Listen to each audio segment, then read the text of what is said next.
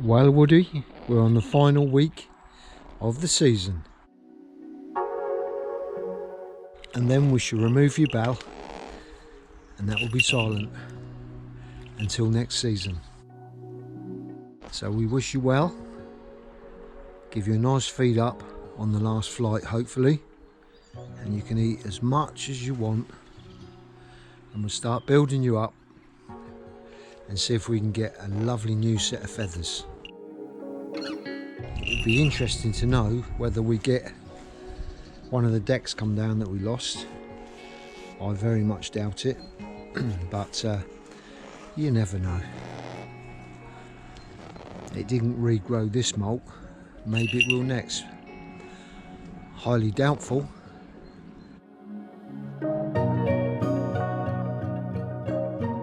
Okay, let's go. Dogs are ready. Taking them both today.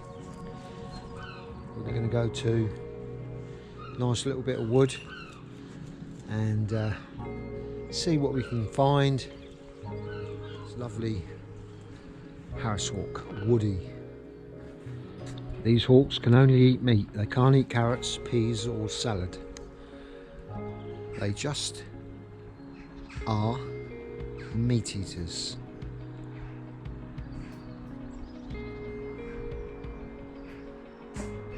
They don't choose, they don't think about anything. All they think about is what's natural, and that is eating pure meat and bone. So they're not vegetarian, and they can't be vegan. Nothing else will suffice. That's why they've got these feet, to catch their prey. They're a prey driven animal.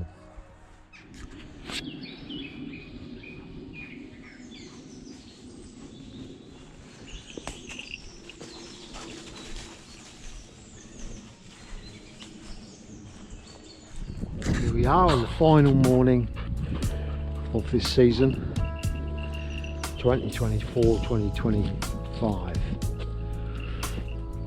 It's a beautiful day.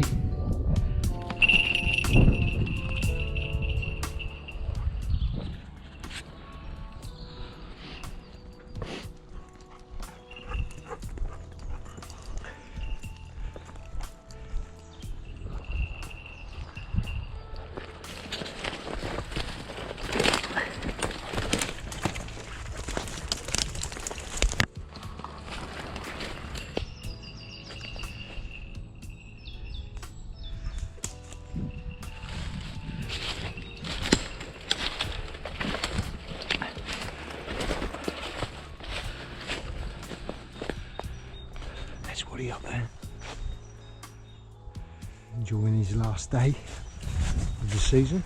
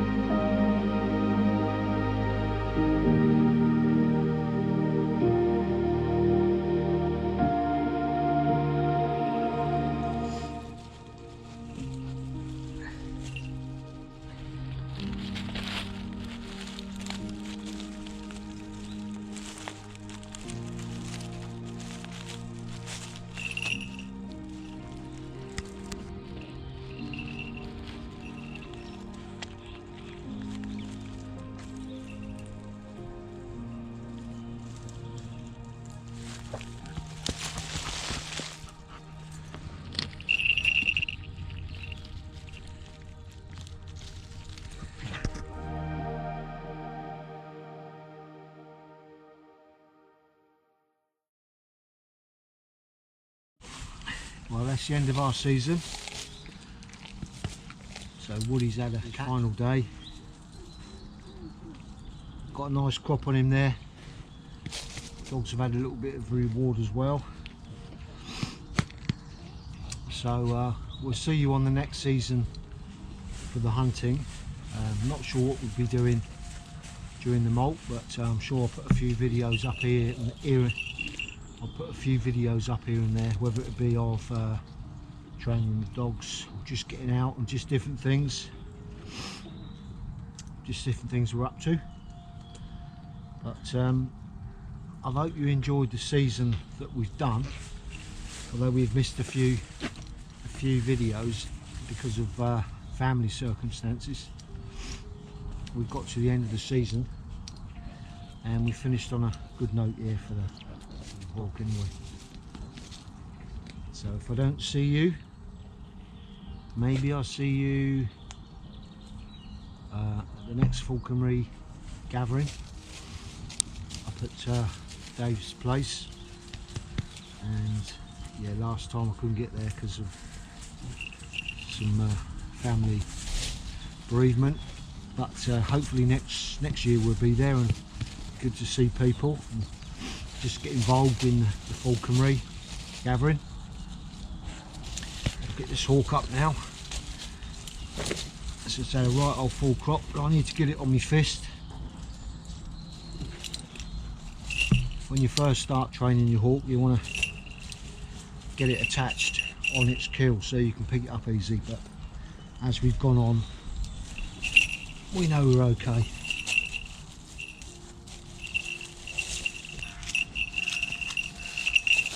But he's had a right full crop there, rabbit and chicks this morning.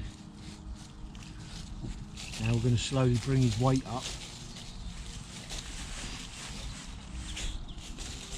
So his fat weight's generally about 112.5. But I've noticed if I put a load of food in there, he goes up. He can go up to sort of £2 2. But when he regulates himself, he always goes back to about 112.5. Doesn't matter how much food you put in there, he only eats what he needs.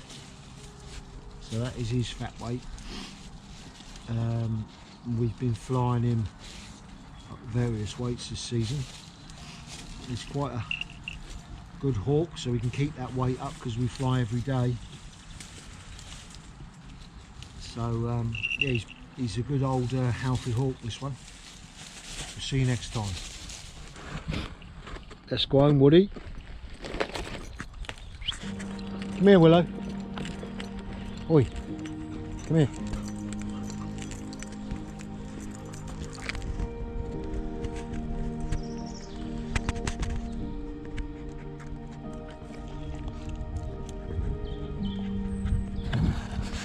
What I'll do during the molt is we'll attempt to keep the hawk manned up, even at the high weights.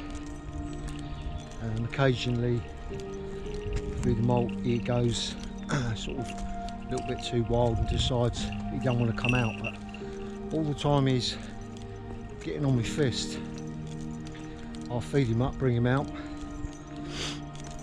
and give him a bit of weathering, socialise.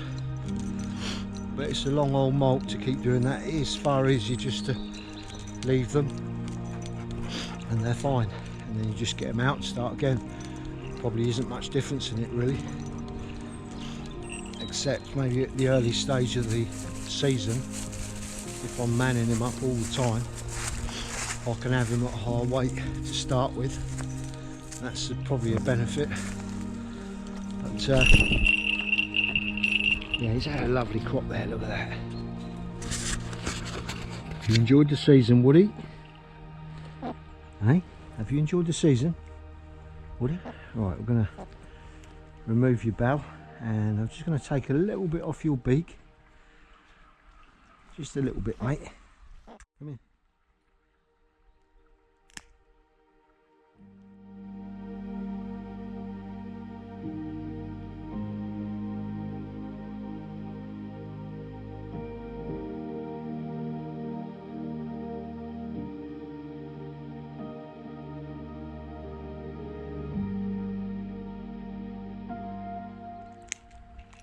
There you go.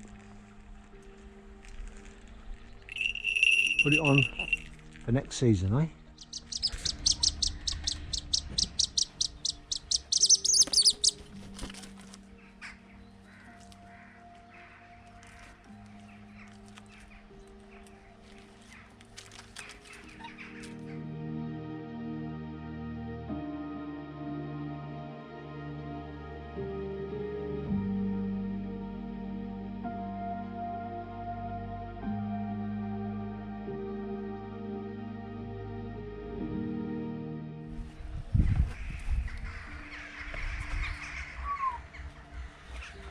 So you can see Woody there really mantling up because he's got a big old piece of rabbit there. His wings are down, mantling up, stopping everything seeing him from eating above. Because normally they'd want to take that into a little bit of a clearing in a wood or under a bush. But because he's out in the open now, he's mantling up there.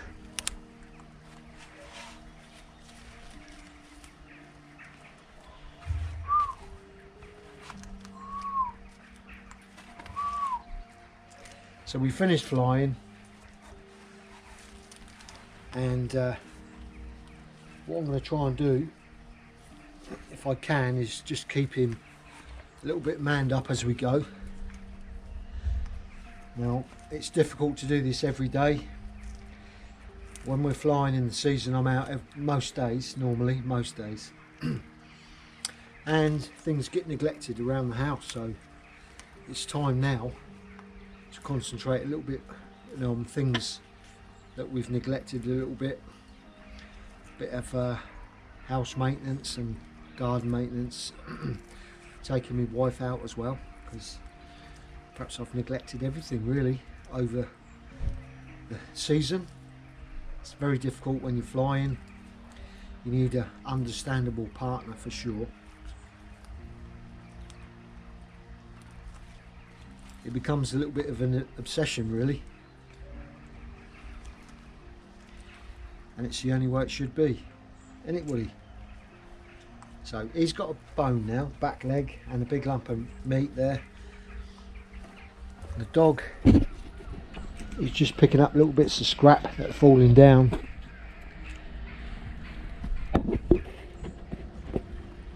So once he's eaten this and he's got rid of all the meat off that bone, I'm going to get an axle blade and cut pieces of the bone so there's no sharp edges, so Woody can digest pieces of bone as well, bit of calcium.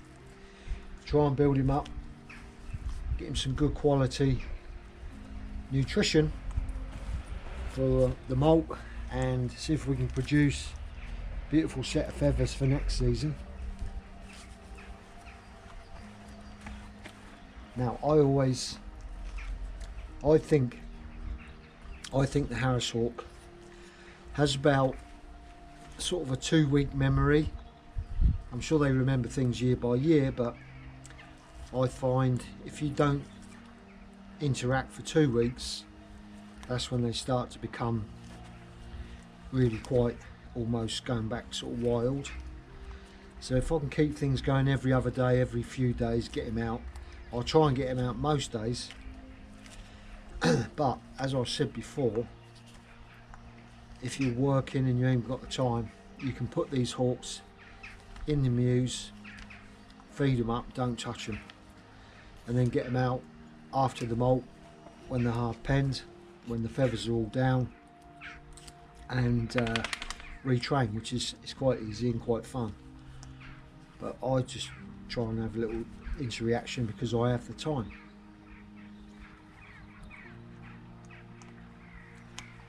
And the other thing is about getting the hawk out once these new feathers are in the blood, and once these new feathers are in the blood and you've got live blood in them new shafts, you can have a problem if you struggle to get your hawk out and they knock them. They can bleed, and that's not a good thing. So the only way I'm going to get this hawk out is if I can go in there and just literally pick it up, bring it out, and there's no damage to them feathers. So it is best to just leave your hawk alone, unless you can spend as much time as I do with the hawk. But there's nothing wrong with just leaving them. I'd say 95%, 98% of people will just leave their hawks to molt out. There's no need to keep them manned up. As I say, the hawk will come back to how it was when you last flew them, for sure.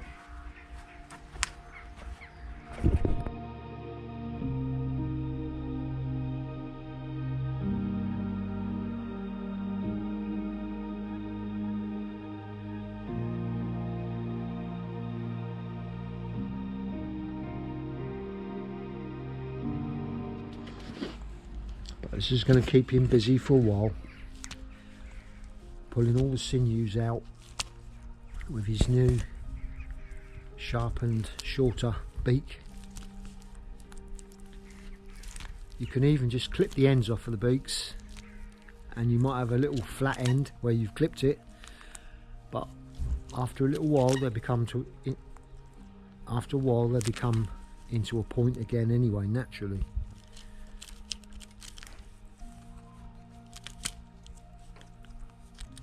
There's a dog there, look. He's waiting for anything to fall down. And if Woody drops the whole thing, well, Willow's going to get it before he has a chance. So he's keeping hold of it.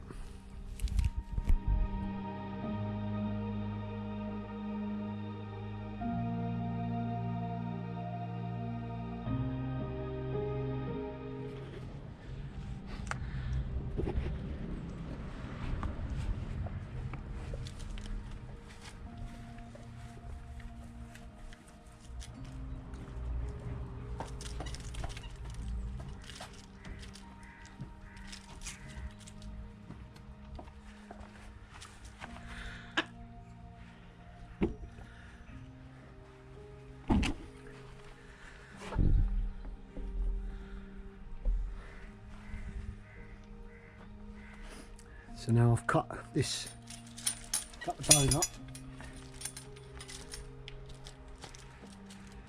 Cut this bone up into small pieces what he will swallow down okay. No sharp edges. And that way he's going to get a bit of calcium.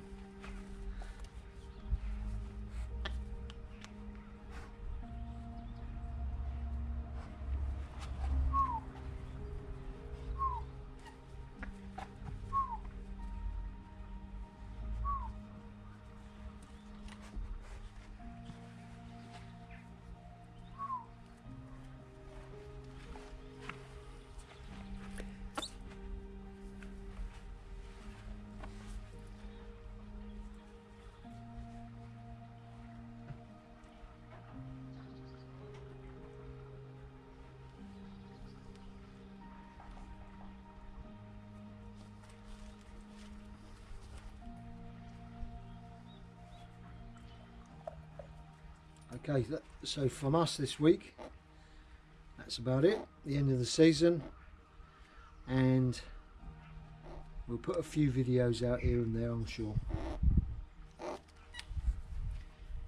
But that's it from Woody. That's it from Chewy. And that's it from Willow. Hey, Willow.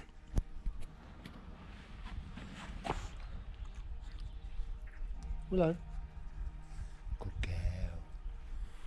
Good